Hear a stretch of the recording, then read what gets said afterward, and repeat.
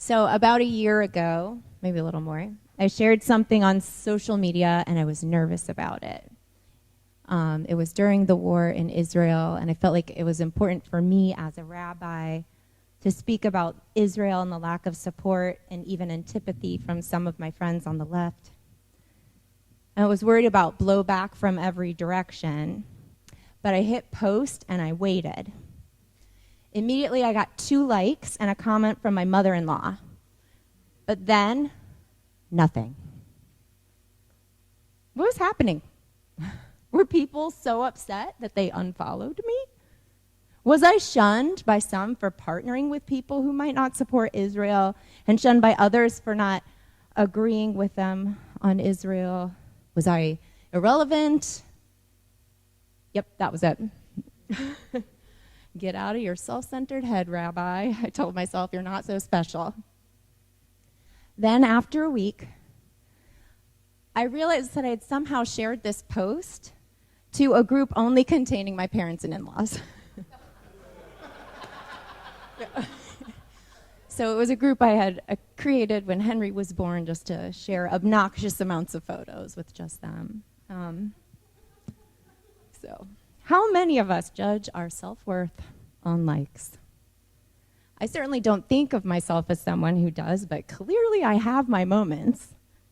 But it's not just social media that we hand over the power of our self-worth to. According to self-worth theory, self-worth is determined mostly by our self-evaluated abilities and our performance in one or more activities that we deem to be valuable. So we might define our self-worth by our job title, how much money we make, or by what we can bench press, our wardrobe, our car, our toys, vacations.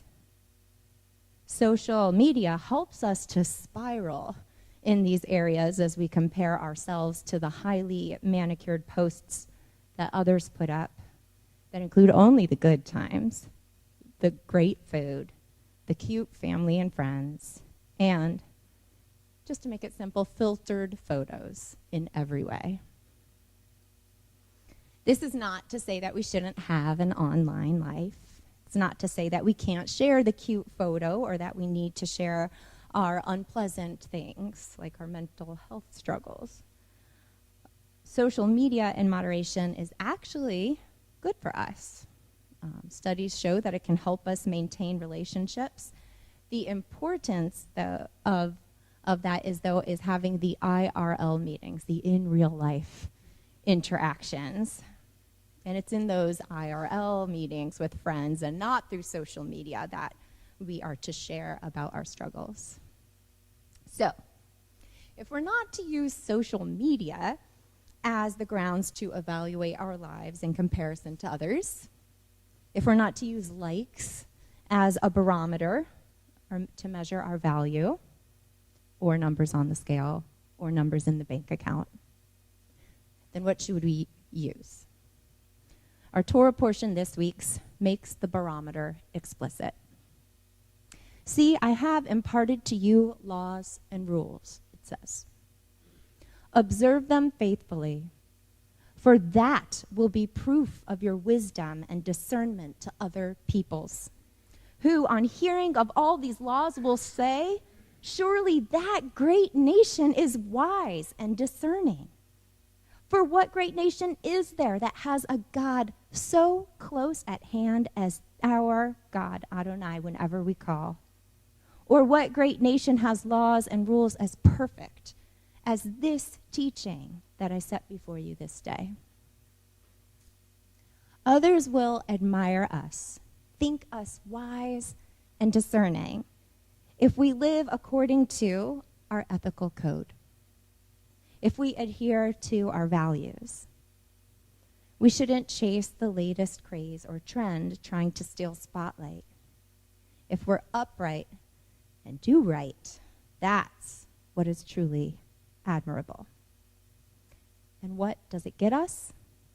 Admirers, yes, but more importantly, a closeness to God. The Torah tells us repeatedly that God is with us, that God loves us, that God chooses us. God is our source of unconditional love. The 613 commandments are not conditions for love. They're pathways to more readily feel that love, to more frequently experience that closeness. Other nations seek to bring their gods near to them through lighting incense and worshiping idols. But Israel is not only forbidden to worship idols.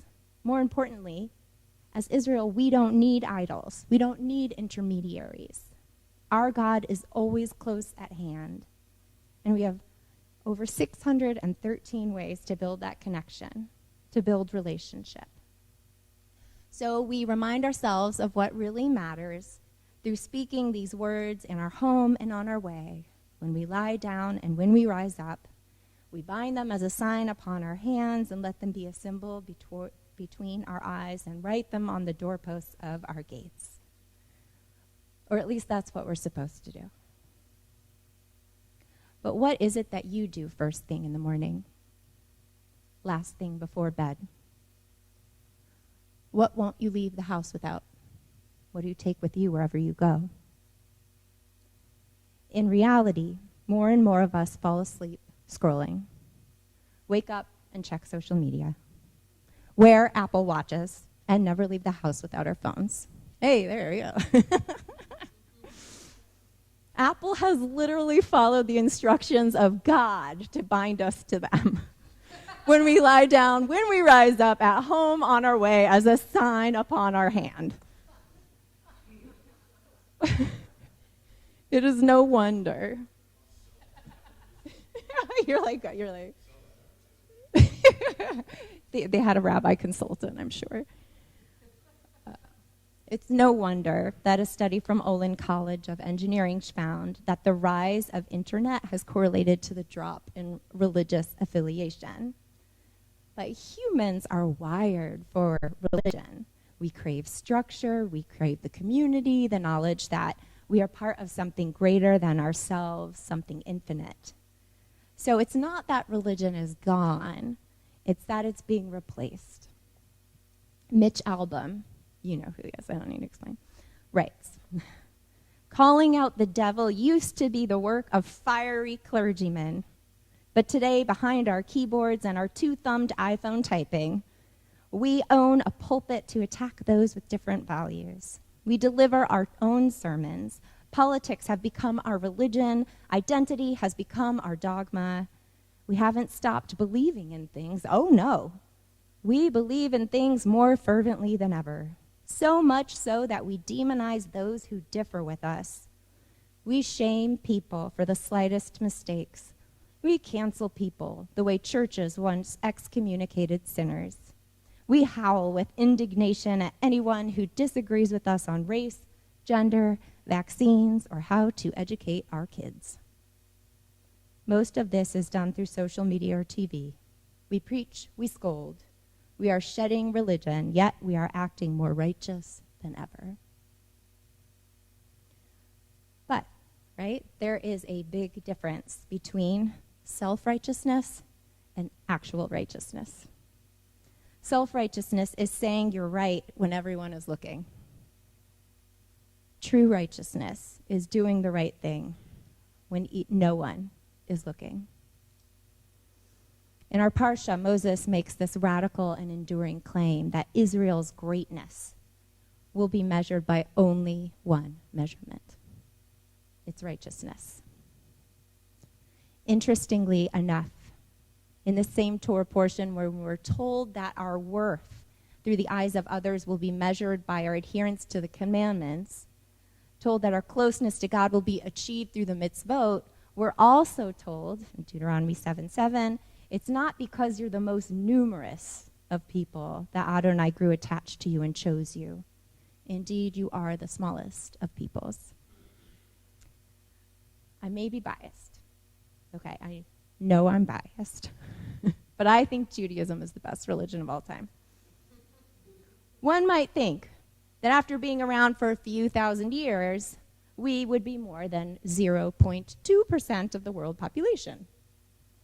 Again, our Parsha reminds us not to measure ourselves based on population or popularity, but only to judge ourselves based on righteousness. Anything in life can turn to a form of idolatry when it becomes how we measure our own self-worth, if it's how we spend our time and where we focus our attention. For some, we worship the God of social media and feel God's approval through likes and shares. Some worship the scale and allow it to dictate self-worth. Some scholarship and acclaim, some prestige, some business. We may make idols of our wardrobe, our appearance, our vanity, gluttony, sports, our children. None of these things are bad. In fact, they are all good. But when we obsess about anything, when we lie down and when we rise up on our home and on our way, and walk always with it on the forefront of our minds, then we are making an idol.